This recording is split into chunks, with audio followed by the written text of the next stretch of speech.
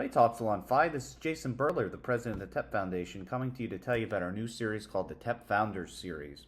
This new podcast, being hosted by the TEP Foundation, encapsulates the stories of either founders or refounding fathers of their chapter. This new series serves to continue the charitable purpose of our nonprofit by preserving and advancing Tau Epsilon Phi history. This new podcast was recorded in the summer of 2024 and is being hosted by our guest, Trustee, Brother Stanley Silverman, Tau Omega 73.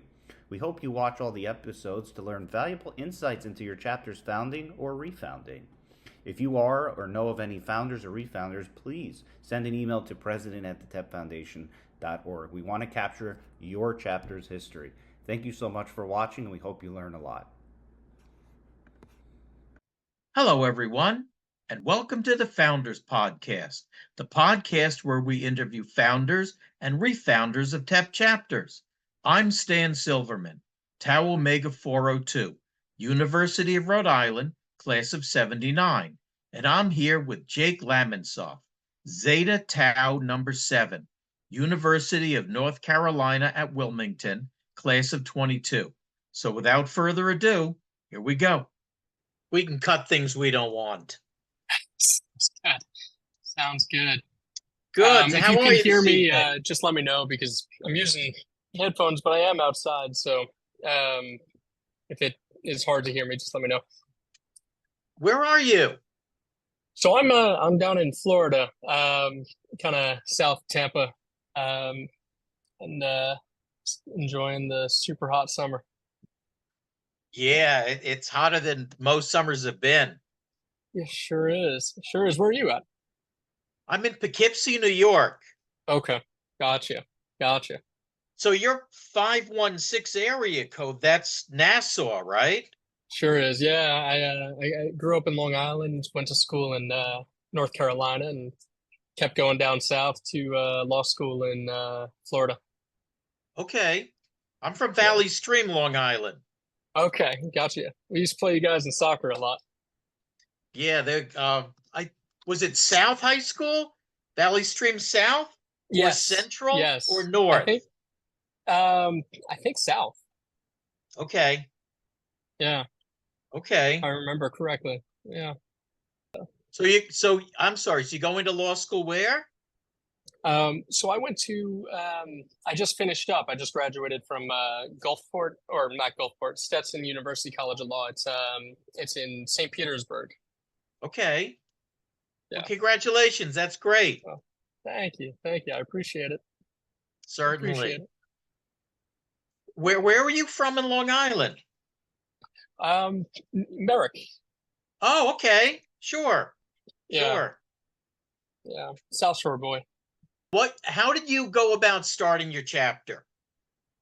So, I actually wasn't the one who actually first decided to start the frat. I joined a group of people who had already started the process, so to speak, and knew that they were going to be joining with TEP. And one of my closest friends at the time, Adam, was a part of this. And I was planning on joining a different frat all the way up until I saw his efforts and I saw what he was doing. And he kept telling me about what he was trying to do. And, I became interested in doing it. But the reason I became interested was the other fraternities had tried to essentially stop TEP from being able to start on campus. And like I said, I had seen Adam and his buds. They were all, good guys. Maybe not my crowd. At least I didn't know it at the time. I didn't think they were my crowd. But I had seen them try very hard to start something that was unique to them. And to see the other fraternities try to shut that down really kind of left me with this bad taste that I didn't want to join somebody who would try and stop other people from doing something that was giving them, joy. And I ended up joining their effort to start a fraternity. And that's how I, joined as a founder. Was I decided I wanted to be a part of, a group that wasn't going to do something like the other fraternities were doing.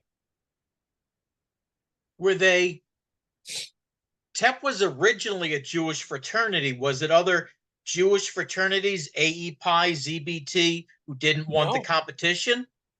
no, actually, it was a competition thing, but it wasn't. It had nothing to do with being a Jewish fraternity or not. It was just plain old, and eventually I got to join the IFC when we finally did get on campus. They just didn't want other fraternities for the sake of competition, and they weren't really interested in hearing, hearing these guys out.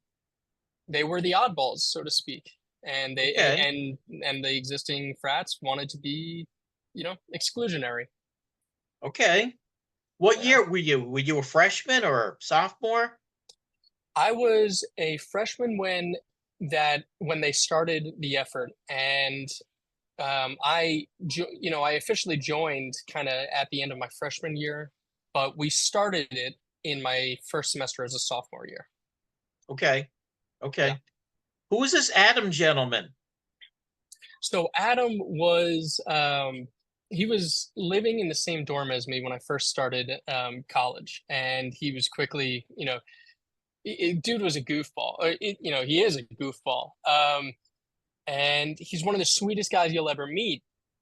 But he is, you know, he's very unique. They broke the mold with him, if so to speak, and he quickly became one of my closer friends, and he ended up being one of the most pivotal guys in founding the fraternity. Became I think our second president or chancellor, um, and really carried us through our earliest years. I think probably our first 2 years was very much due to his efforts. What's his last name? Sears, Adam Sears. Okay, like the Yeah, Sears and Roebuck. Got it. exactly. So what were some of the challenges that you folks had your first years? So in our first years, one of the bigger challenges was that TEP, especially down in Carolina, where there's not really much of a Jewish population, TEP was not well known at all. And, um, you know, joining a fraternity, getting people to want to join a fraternity that isn't, established in the area, and certainly wasn't established at the college, really for any length of time, that's a really tough sell. And I would say that from that standpoint, we always had an uphill battle. But some of the other challenges, just before you even leave, you know, the group itself, you have the challenge of figuring out what your rules are going to be, what your goals are going to be, what your identity is going to be. And until you have that, it's hard to sell that on somebody else. It's hard to get organized. And so we managed to get a lot done in spite of being a group of very diverse people. And but it was a challenge to do it from scratch, so to speak. And we all, we had to come up with everything ourselves, and we did a lot of experimenting, and it was a challenge, but it was also a gift to be able to do that. It was one of the better parts of the experience. No, that it's a difficult thing when you don't have goals and you aren't exactly cohesive, but it's a Right? real feeling of accomplishment when you get it done. Exactly. And I'll tell you, I'll just add to that is one of our things was that we always jokingly said we were the anti-frat club. Our joke was we recognize, especially at that time, there was a kind of a climate. Unfortunately, there were a lot of deaths right around that time, I think. Particularly interestingly in Florida, due to fraternities and very bad behavior, hazing and whatnot. Don't want to use the H word, but hazing. And there was concerns about other fraternities being caught with spiking drinks, silly stuff like that. not silly, but, really terrible stuff. And we knew that we were joining something that, that could have a negative connotation to it. And our goal was, if we're going to start something, let's make sure we're starting something that is so distinct. Let's take all the good of what a fraternity can be and make sure that we really separate ourselves from everything bad that a fraternity also can be. And we wanted to be the anti-frat frat club. That was our joke, but that was a big sell for us. It's a real challenge to start a new group. It's a real challenge to bring a group together, and yeah, especially when the other houses are making it difficult for you. How did the like the deans at the school react to a new fraternity coming on board? At first, I think there was an ambassador, so to speak, a staff ambassador who kind of was the connection between the school and us. And I want to say her name was Lindsay Trione. I could be butchering that, but she was essentially the person in charge of all frat life for UNCW. And I think she recognized pretty early on that there was kind of this barrier to entry that the other fraternities were trying to erect. And she also recognized that our group was a group of genuinely good people. And we made good connection with her, a lot through the efforts of our representatives from national, but also of her genuine efforts to get to know who we were. And once it became apparent that we were trying to do the right thing, she really stepped up and had our back and, used the influence that she could to make sure that people were, trying to do the right thing in the IFC.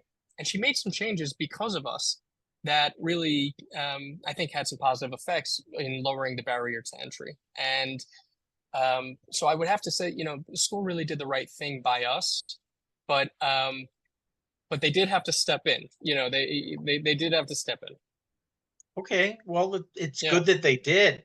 So, quick question: how big was your group? I would say 13 or 14 of us to start. Not a very big group, but UNCW frat life is, the percentage overall is pretty low, and so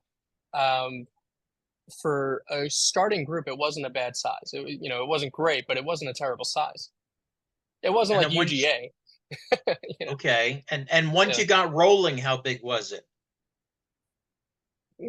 I think we had been growing around 19 or 20, and then COVID had struck, and that was really that was our death knell, so to speak. It was COVID did us in, but we had moderately grown up, up until that point, and we were really kind of set up to take off, but I would say unfortunate timing. Yeah. It's like a tornado or whatever. That tree has to be growing for a while and have really good roots to withstand the wind and the temperature. Yep. And COVID really messed with an awful lot of chapters. Yeah, and you know what? And I will say this for it was, we knew I was the president at the time, and going into it, we had some conversations as to, how we were going to approach that rush season. And we knew that there was an attempt to do like an online rush, but of course this hadn't really been done before. And we were really looking forward to giving this our all. But it became very apparent very quickly that the other fraternities weren't really following the rules back when, there were a lot of social distancing rules. And so we had this conversation where there was this recognition that, okay, we're not going to, if we don't do a real rush like these other guys are doing, where they want to be throwing these social gatherings and, and whatnot, we're not likely to survive compared to these guys who are doing this. And I knew where I stood going into it, was, we didn't know at the time what the effect of COVID really was. We knew that there was a question of, how deadly is it? But it was so early on for our rush that people really didn't know what the effect was going to be. And we had a conversation, and I was really proud of this. It was probably the conversation that ended our chapter, or ended our attempt at it. But it's still probably one of my proudest conversations with them. Was we knew that all of our work up until that point was resting on whether or not we were willing to break the rules like everybody else. And then when we made the choice that we didn't know what the effect really was of COVID, and we weren't willing to risk it. We agreed that, part of our identity was not being like the other fraternities and not risking people's lives. And we knew, and we made the choice that we didn't want to be the chance that one of our gatherings, one of our, deliberate choices was going to cause a chain reaction that ended somebody's grandmother's life, or, permanently disabled. And it was it was a deliberate decision. And I'm really proud of the boys for that one. No, it was very anti-self-serving of you. It was you were mentions. It was the right thing to do. Yep. And I'm, like I said, I'm really proud of them for making that choice. So, did us in, but would rather, I wouldn't have been happy if they made any other choice. So, yeah. Is there any chance that the chapter could come back again? Well, there's a chance. I think 2025 is slated so that if TEP Nationals pursues it, essentially there's an open invite from UNCW. They were very happy with us, and my understanding is that they've got arms open, willing to take, willing to say, come on back. And we have a lot of brothers in the area who are, more than willing to support. Unfortunately, we lost our alumni support this year. Our, the guys who were our alumni were John Lindsay and Bruce Rosenstein. And unfortunately, both of them passed, or this summer, and not both. Tank passed this summer, Bruce passed this summer, and John passed, I think, in around January or February. But yeah, we've got our brothers there now. So okay, well, I obviously wish you the best of luck. What was National's role in helping you to establish a chapter? Did Jason play any part in this? Jason did. Jason was a big part in it. He was the point of contact when we first started, and he spent a lot of time talking with. He dedicated a serious amount of time talking to us and speaking with the school and dealing with those issues that we've been talking about those barriers to entry. And he really gave it his all. And really, if not for his efforts, we wouldn't, I don't know that we would have stood a chance, because we really needed somebody who knew what they were doing to have our back, and he stepped in. So, there's that. But then the other thing was he connected us to John. He connected us to Bruce. And, that was the support that we needed going into it. And it was really pivotal. But, not just him. It was him and Bruce and John, and the three of them were really a powerhouse for us. So, yeah. Well, that's good. That's good to know. Yeah. So you graduated college. You went into law school. Did acting as one of the founding brothers have any influence on your law school career? Yeah, it absolutely did. I would say my career took me in the path of doing trial law. I want to be a trial attorney. I want to be like, Vinny Gambini, in my cousin Vinny, but a little bit more well behaved. Okay. But my role as a founder really helped with the idea of, representation. I was chosen to be in the IFC, and I think learning how to represent the group and speak on their behalf was very helpful to, when I'm dealing in law. The other thing would be my role as president when I was, or as chancellor, was pretty pivotal in learning how to deal with disagreement, but also how to deal with people who were acting the wrong way, which luckily didn't come up much, but, making those difficult decisions and learning when to step in and when to step back. And those are things that really carried over into my career, or at least into my schooling, and my role, as a trial team member was, learning when to speak and when maybe our interests were better handled by staying silent. So, yeah. Wow, that's really a life lesson. Yeah. To really learn. Sometimes your enemy will get the job done for you, and you just stay quiet and let them keep working on it. Or exactly. Sometimes you get more from silence and watching. So. Yes.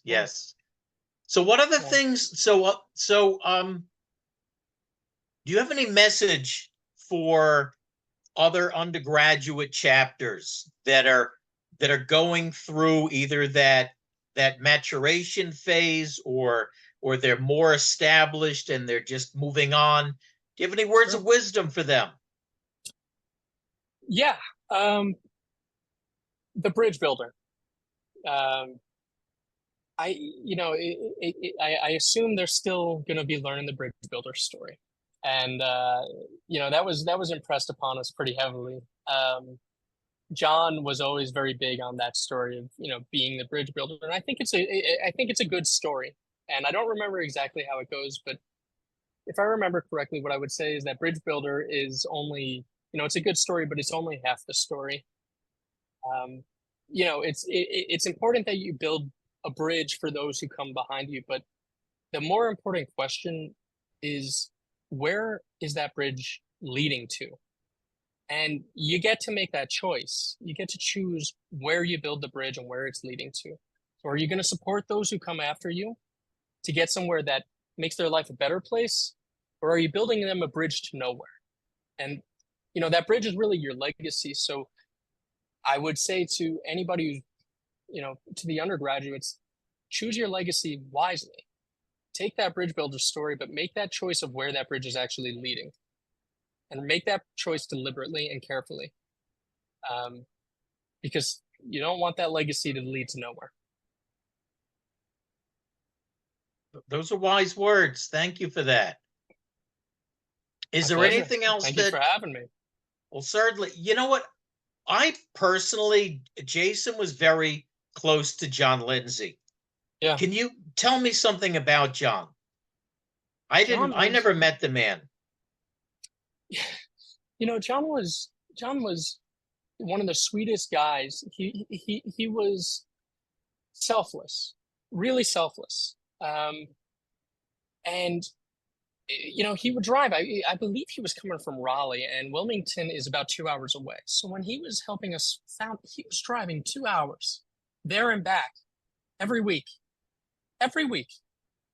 And he was such a good influence because he cared more about us, more about just the fraternity aspect, in the sense that he knew that it wasn't just about building the fraternity, but that the fraternal aspect was building us into men. And so what he would do is stuff like, he actually gave us at one point social lessons for how to be a professional and how to be chivalrous.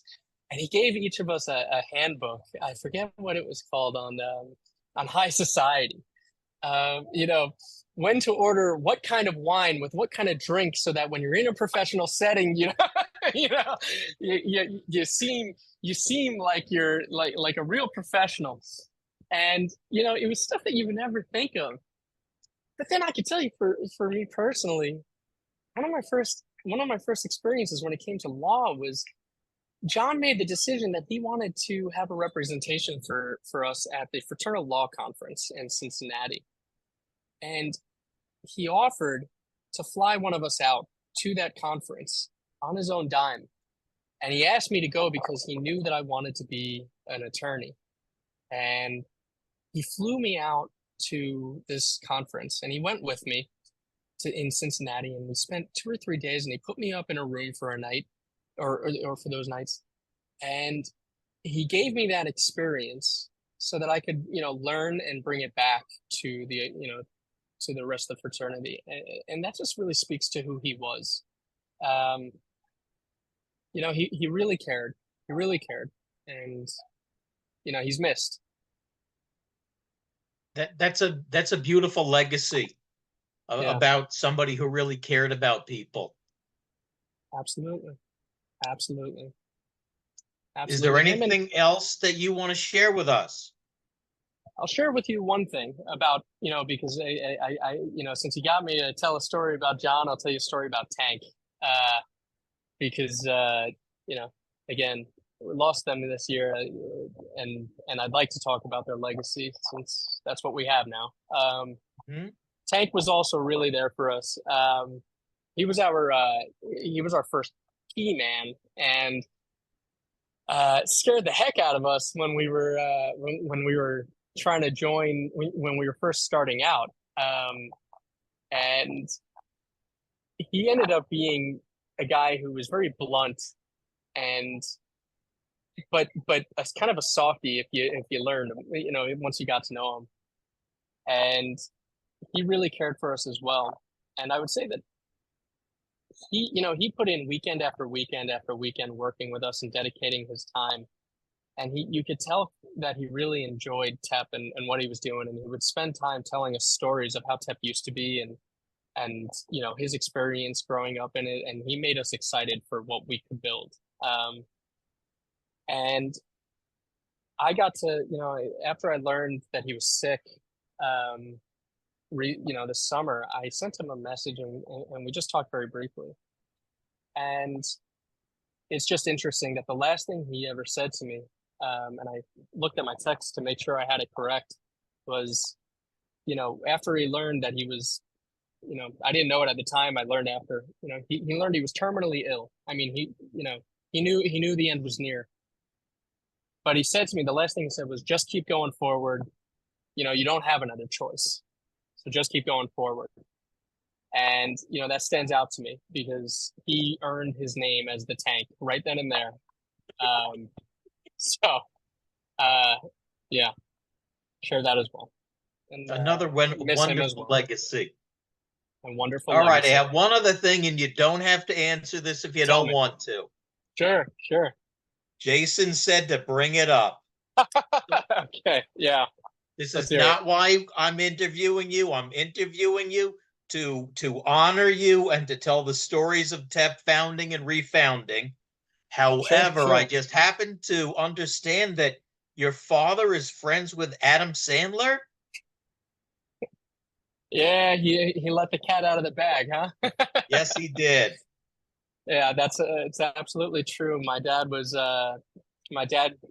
and Adam grew up together.